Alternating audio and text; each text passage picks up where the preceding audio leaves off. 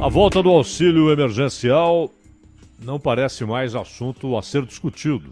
Tudo indica, Bolsonaro, Paulo Guedes já bateram o martelo, assim como o presidente da Câmara, Arthur Lira, o presidente do Senado, Rodrigo Pacheco, e haverá sim a volta do auxílio emergencial, né? Tudo indica, até porque definitivamente a pressão no próprio Congresso é muito grande para que isso aconteça. E o Paulo Guedes, ele mencionou um número, R$ 250, né? Ele não disse que será isto, mas parece que é o que ele defende. Não sei se ele está colocando um bode na sala para retirá-lo, dependendo da negociação, mas ele falou, olha, não serão os 600 e nem os 300 que foram pagos no final do ano. Provavelmente, disse ele, 250. Né? Ele chegou a falar lá atrás em 200, agora aumentou para 250. E o Bolsonaro, que esteve no Nordeste, ele confirmou que o auxílio virá. Não é? Ele até disse, ele ia começar a dizer, vai ser a partir de março, mas aí ele parou e falou assim, não sei se vai ser a partir de março. Mas trouxe uma informação nova. Tudo indica serão 4 meses e não 3 meses. Então, se nós pegarmos os dois números, cada beneficiado receberia R$ 250 durante 4 meses, totalizando lá na frente R$ 1.000, né? 250 em quatro parcelas, R$ 1.000. Pois bem, o Paulo Guedes, no entanto, continua insistindo que a viabilidade da volta do auxílio emergencial depende de algumas decisões que o Congresso, ele acredita, deve tomar. Inclusive, ele volta a falar em PEC de guerra. PEC, proposta de emenda à Constituição, como todos sabem. Por que de guerra? Não é?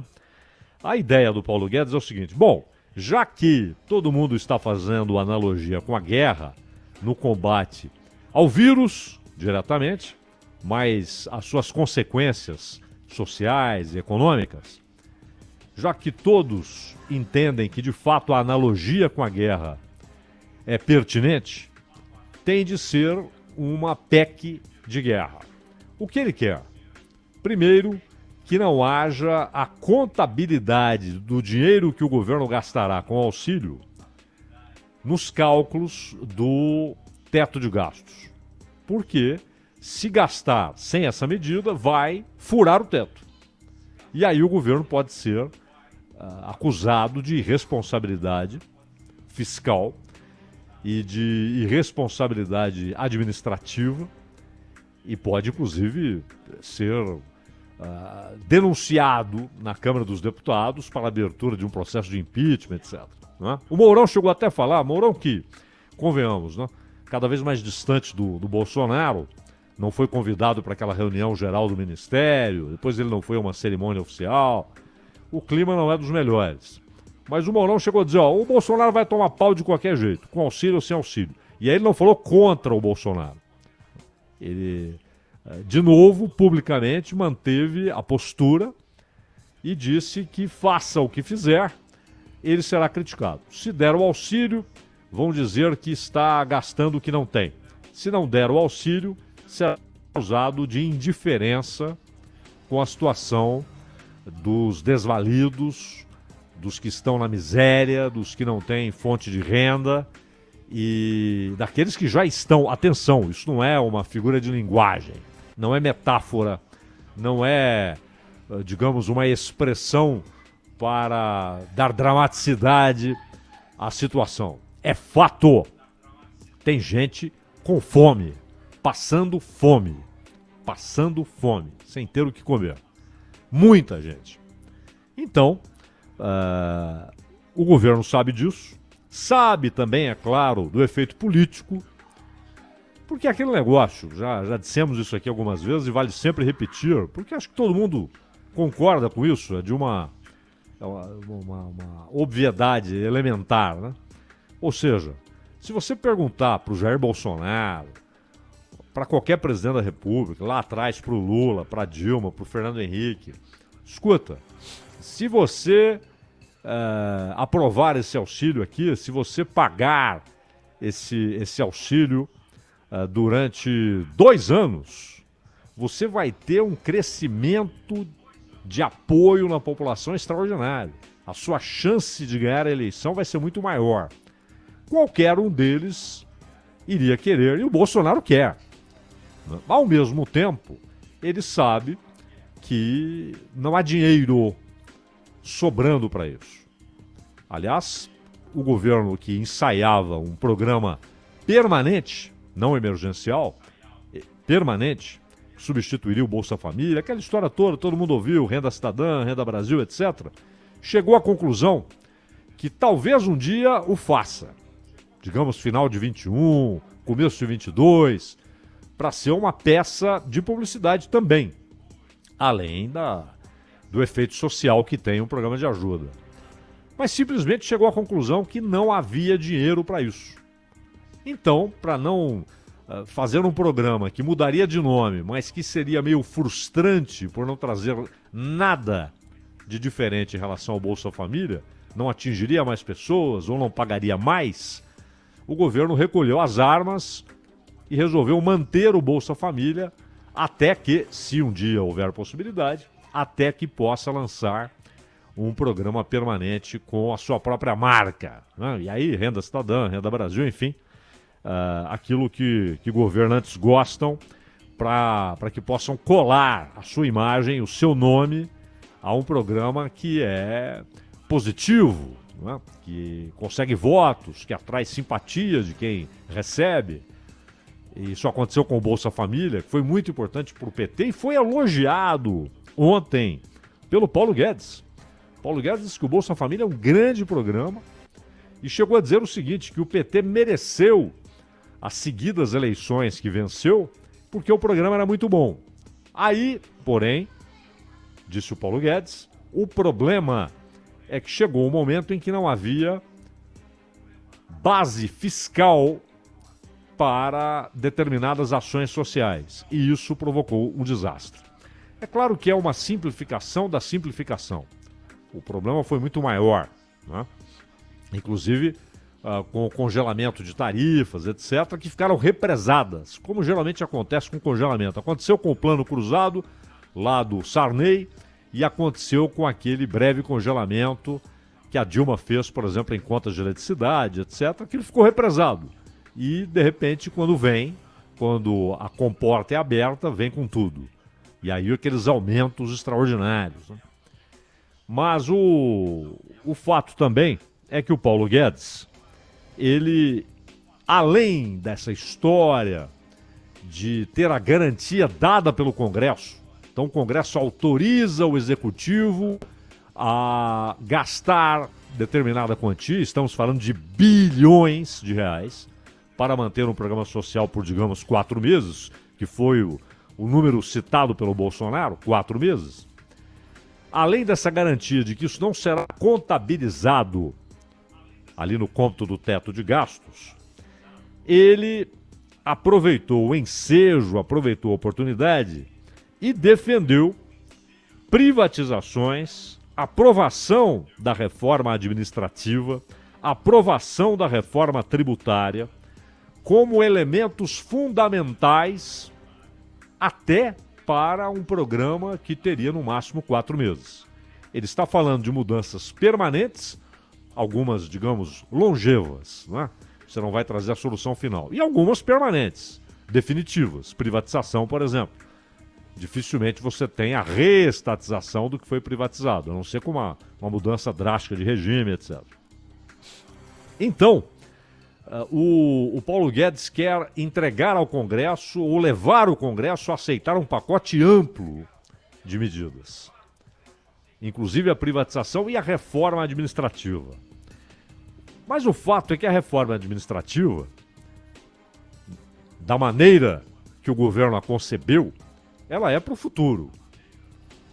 Porque ela não atinge quem está no serviço público, não é? Muita gente até reclama, diz que tem que ser agora, etc. E a questão do funcionalismo público é que há uma generalização fora do funcionalismo público, inclusive na imprensa, mas que, na verdade, muitas vezes parte do comportamento, do custo para o contribuinte, da elite do funcionalismo público, incluindo aí judiciário, que custa caro para burro, para a sociedade, legislativos estaduais, municipais e, claro, federal, que também custam muito caro, e o executivo, não é? Que tem uma máquina gigantesca à sua disposição, não só em estatais, institutos, mas inclusive no trabalho direto ali do executivo. Então, muitas vezes há uma generalização e as pessoas falam do funcionalismo público como se fosse uma coisa só, e não é. Também dentro do funcionalismo público existem as castas, né? As castas informais que caracterizam a sociedade brasileira. Então você pega a prefeitura, o terceirizado, né? o gari, o profissional da área da saúde, lá no posto médico, na UBS, etc. Os professores da rede municipal, ou no estado, da mesma maneira,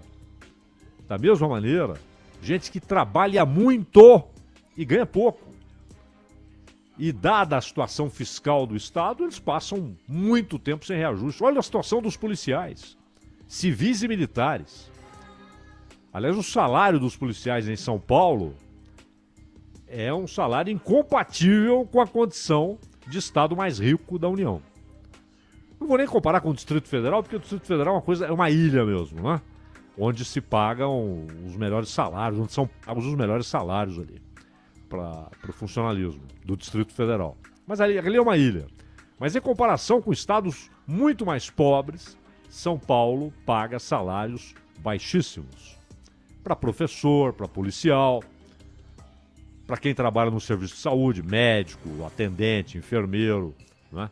Mas onde está então o desequilíbrio? Na elite, nas castas superiores do funcionalismo. E que não são só do funcionalismo, são do país. É a cúpula do judiciário, né? A gastança no Supremo Tribunal Federal, no Congresso Nacional, nas assembleias legislativas, gastos exorbitantes, desnecessários, desassombrados, descarados, sem a menor preocupação com o efeito moral disto perante a sociedade, na relação da sociedade com seu Estado.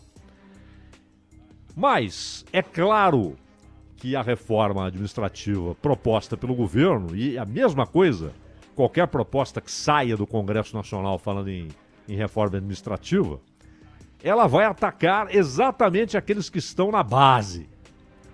Ela não vai atacar os privilégios, os penduricalhos, as mamatas, a gastança, a rodo com o dinheiro público da elite do funcionalismo.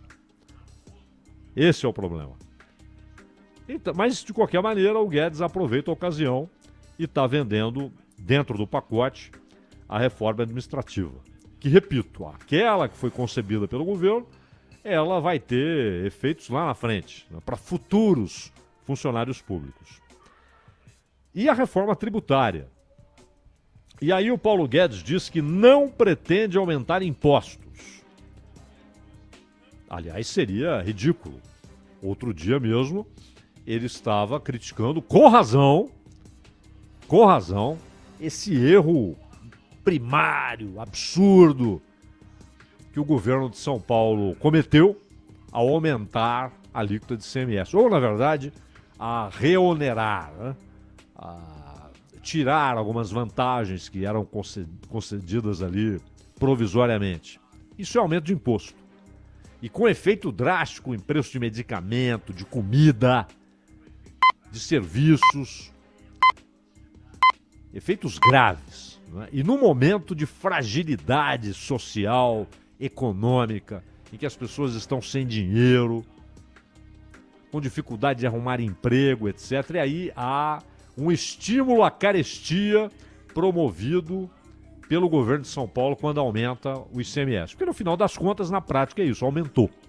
Aumentou. E aumentou na hora menos adequada, na mais inadequada, na pior hora possível. Então, o Guedes, que criticou isso, não pode falar agora que quer aumentar tributos. Ele disse que não quer. Porém, considerou que alguns tributos podem ser substituídos. Isso é o que está na proposta aí, não é? Só que uma coisa é o efeito na burocracia e até nos custos das empresas. Se em vez de 5, 6, 7, você paga um imposto ou 2, é claro que isso diminui o custo de pagar imposto, porque tem isso, não é só o imposto em si. O sistema tributário brasileiro é tão insano, tão complexo, tão variado, tão burro, que ele provoca não só uma alta carga tributária, mas ele provoca um custo elevado para que as empresas estejam em dia com os impostos. Não é só o imposto em si, mas a organização que as empresas devem ter na lida com os diversos impostos, alguns até contraditórios entre si, outros configurando bitributação, é uma salada. Esse custo é muito alto, muito alto. Então, tudo bem, ao substituir impostos, digamos 5 por 1, 4 por 1, 7 por 1, 7 por 2, você vai ter menos custo e menos burocracia. Porém, outra coisa, quando ele fala em substituir, ele está dizendo o seguinte, aqui não é no sentido burocrático, mas no sentido de arrecadação. Porque ele não quer criar impostos, não quer aumentar impostos, mas, dada a situação, eles não podem perder a arrecadação. O Estado, neste momento, não pode abrir mão de arrecadação, porque está quebrado. Então, sai um aqui e entra outro ali. E é claro, se alguém vai pagar menos, mas o resultado final para o Estado será o mesmo, alguém vai pagar mais, é lógico. Se o Estado arrecada 100 e determinado setor é responsável por 40 desses 100, e ele vai ser agora responsável por 30, ele vai ter uma diminuição naquilo que paga, é óbvio que alguém vai pagar mais. O que pagava 25 vai pagar 35. Isso é claro. Isso é claro. E o outro que pagava 1 vai pagar 6. Para que chegue aos 40. Né? 35 mais 5. Agora, onde haverá o senso de justiça? Porque não basta deslocar, não vamos desafogar a indústria e vamos passar para o setor de serviços, que aliás é o que mais emprega e que está dizendo que a proposta pode ser muito ruim para o setor de serviços, que é um setor muito diverso, heterogêneo, muito heterogêneo. E aquele negócio, muitas vezes a carga tributária empurra pessoas e setores inteiros para a informalidade. Para a informalidade.